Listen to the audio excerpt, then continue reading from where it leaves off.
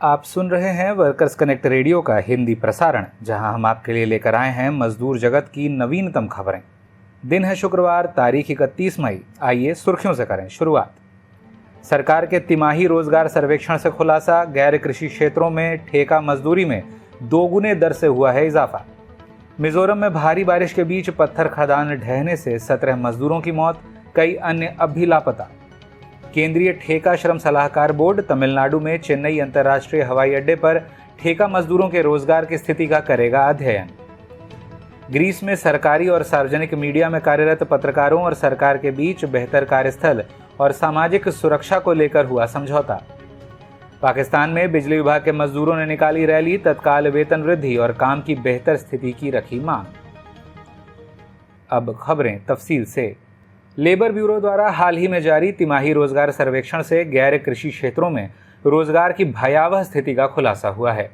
गैर कृषि क्षेत्र के लिए ब्यूरो ने उत्पादन, भवन निर्माण, सेवा, परिवहन, शिक्षा, स्वास्थ्य, आवास और रेस्तरां, सूचना प्रौद्योगिकी, बिजनेस प्रोसेस आउटसोर्सिंग और वित्तीय सेवाओं में लगे मजदूरों का सर्वेक्षण किया।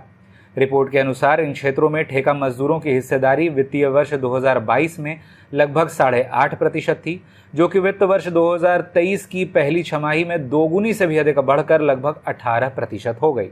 निर्माण उद्योग यानी मैन्युफैक्चरिंग सेक्टर में ठेकेदारी प्रथा में सर्वाधिक वृद्धि हुई। इस क्षेत्र में ठेका मजदूरों की गिनती वित्तीय वर्ष 2022 की पहली दौर की तिमाही में 10.4% थी, जो कि वित्तीय वर्ष 2023 में बढ़कर 26.88% हो गई।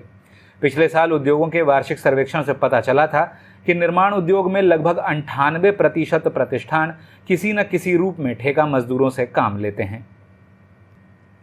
मिजोरम के आइजॉल जिले में भारी बारिश के बीच एक पत्थर की खदान के ढहने से 14 मजदूरों के मरने की खबर है, जबकि कई अन्य अब भी लापता हैं। यह घटना आइजॉल शहर के दक्षिणी छोर पर मेलथूम और हेलिमेन के बीच एक क्षेत्र में सुबह 6 बजे के आसपास हुई, जब चक्रवात रेमल ने राज्य भर में कहर बरपाया हुआ था। मृतकों के शव बरामद कर लिए गए हैं।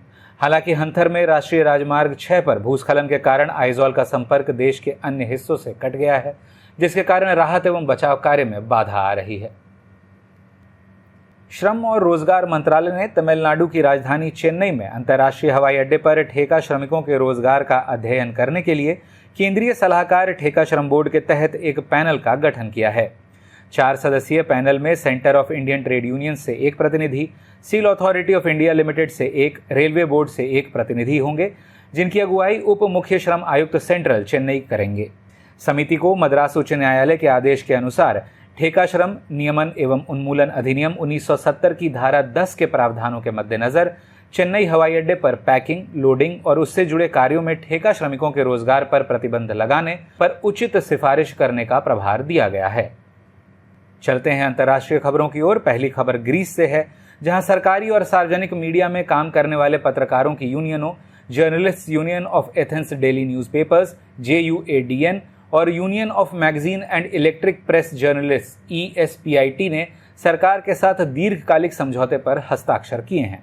इस समझौते में लैंगिक समानता के लिए नए प्रावधान और उत्पीड़न के खिलाफ महिला पत्रकारों के लिए सुरक्षा के साथ साथ युद्ध क्षेत्रों में, प्राकृतिक आपदाओं और महामारी प्रभावित क्षेत्रों में पत्रकारों की व्यक्तिगत सुरक्षा के बेहतर उपाय शामिल हैं। यह समझौता जनवरी 2024 से दिसंबर 2025 तक यानी 2 साल के लिए वैध होगा। आखिरी खबर पड़ोसी मुल्क पाकिस्तान से है, जहां ऑल पाकिस्तान वापडा hydro electric workers union CBA के बैनर तले बिजली कर्मचारियों ने अपनी मजदूरी और पेंशन में 50% की वृद्धि को तत्काल लागू करने की मांग को लेकर प्रदर्शन किया, ताकि बढ़ती महंगाई का मुकाबला किया जा सके। मजदूरों ने यह भी मांग रखी कि प्रधानमंत्री और राज्य ऊर्जा मंत्री बिजली मजदूरों के बीच जानलेवा और घातक दुर्घटनाओं की बढ़ती दर का हल निकालें।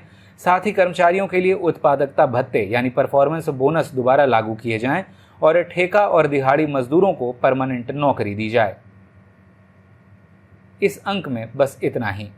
अगले हफ्ते फिर होगी मुलाकात ताज़ा तरीन खबरों के साथ। तब तक के लिए दें इजाज़त।